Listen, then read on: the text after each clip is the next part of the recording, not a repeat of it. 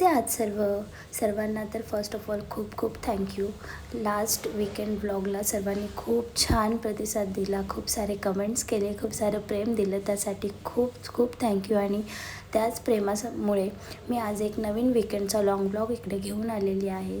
तर हा ब्लॉग पूर्ण बघा आणि स्टे ट्यून फॉर एंड. आज होता सॅटरडे आणि सकाळी सकाळी उठले.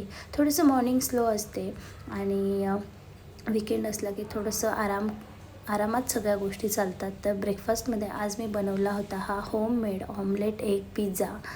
आणि तो पिझ्झा खूपच यमी होता कारण तो हेल्दी होता. ब्रेड आणि नॉर्मल एग्सपासून बनला होता. तर याची रेसिपी काही मी शूट केली नाही आहे in detail, but yes it's very healthy आणि यमी टू.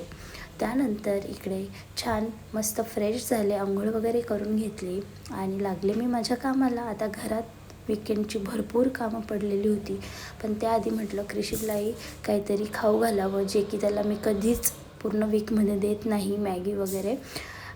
पण त्याला मी आज मॅगी बनवून दिली होती कारण मोस्टली त्याला आम्ही शेवई देतो जी गव्हाची हेल्दी असते. पण मॅगी आज मी कधीतरी चीट डे असतो त्यामुळे त्याला दिली आणि त्यानंतर तो मस्त त्याचं खात बसला होता. तर क्रिशिवला ही सवय मी लावली आहे, तो त्याच्या हातानेच मोस्टली खातो.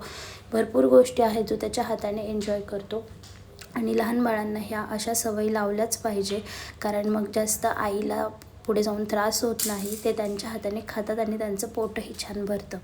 त्यानंतर इकडे मी किचन आवरायला घेतला. पहिले तर सगळी भांडे वगैरे लावली, स्वयंपाक बनवायला घेतला. आज जेवणात प्युअर व्हेज मेन्यू होता जो की माझा खूप फेवरेट आहे. बटाट्याच्या काचऱ्या, कढी, भात आणि चपाती. क्रिशिबाई दुपारी छान झोपी गेला म्हणून मी घर पूर्ण सेट करून घेतलं.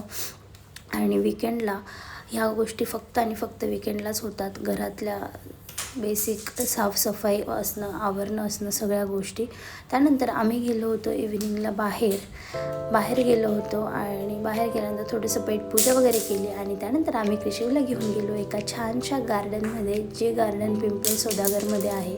आणि तिकडे गेल्यानंतर तर इतकं छान वाटलं, असं वाटत होतं की आपण प्लेनमध्ये न बसता दुसऱ्या देशात आलो आहोत आणि इकडे आपण इथले 7 वंडर्स जे आहेत वर्ल्डचे किंवा वेगवेगळ्या नवीन गोष्टी बघायला मिळाल्या तिकडे. तुम्ही इकडे व्हिडिओमध्ये बघालच, खूप सुंदर गार्डन आहे. तुम्ही जर पिंपळा सौदागर एरियाच्या इकडे जवळपास आलात तर तुम्ही नक्की इकडे ह्या प्लेसला व्हिजिट करा. खूप छान आहे आणि लहान मुलांना बाहेर घेऊन गेलंच पाहिजे, त्यांच्यासोबतही फॅमिली टाईम स्पेंड केला पाहिजे. बाळांना खूप छान वाटतं. क्रिशिव तर इतका जास्त एन्जॉय करत होता ना तिकडे, तर काय सांगू. तिकडे प्ले एरियाही आहे, लहान मुलं खूप मस्त खेळत होते. त्यानंतर क्रिशिव एवढा दमला होता की असा झोपी गेला माझ्या खांद्यावर कारण आम्ही गेलो होतो शॉपिंगला, झुडिओला गेलेलो. निखिल आणि क्रिशिवसाठी थोडीशी शॉपिंग केली आणि आज फर्स्ट टाईम मी काहीच घेतलं नव्हतं. Thank you for watching. Please subscribe